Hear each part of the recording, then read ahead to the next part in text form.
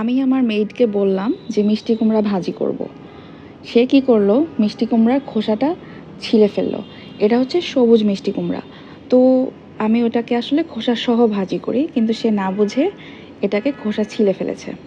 তো ভালোই হলো, আমার মাথায় আবার নতুন একটা বুদ্ধি আসলো। আমি ভাবলাম যে এটা দিয়ে একটা ভর্তা বানাই, যেটা কিনা আমি জীবনে প্রথম বানাচ্ছি। তো আমি হলুদ আর লবণ মাখিয়ে এটাকে সুন্দর করে সফট করে ভেজে ফেললাম। এরপরে দেশি রসুনের কোয়াগুলো এরকম আস্ত আস্ত ওই সেম তেলে ভেজে নিলাম। তার মধ্যে আবার দিলাম পেঁয়াজ কুচি। আর পেঁয়াজ কুচিটা যখন আরেকটু সফট হয়ে গেল, তখন এর ভিতর দিয়ে দিলাম শুকনা মরিচ। তো এটা কিন্তু অনেক সময় নিয়ে আস্তে আস্তে করে ভাজতে হবে।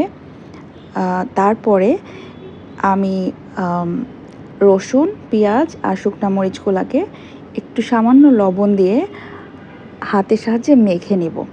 এটা কিন্তু আমার কাছে অনেক টাফ লেগেছে, আমার আঙ্গুল ব্যথা হয়ে যাচ্ছিল, এত কষ্ট হয়েছে আমার।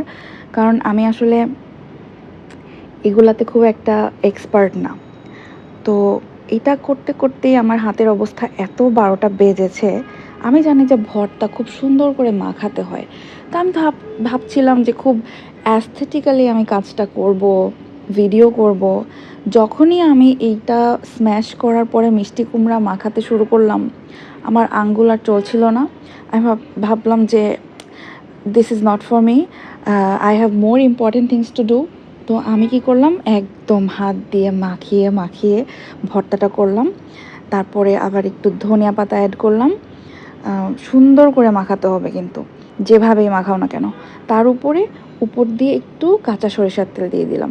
ভর্তাটা যে কি মজা, তোমাদেরকে অবশ্যই ট্রাই করতে হবে, অনেক মজার, ট্রাস্ট মি।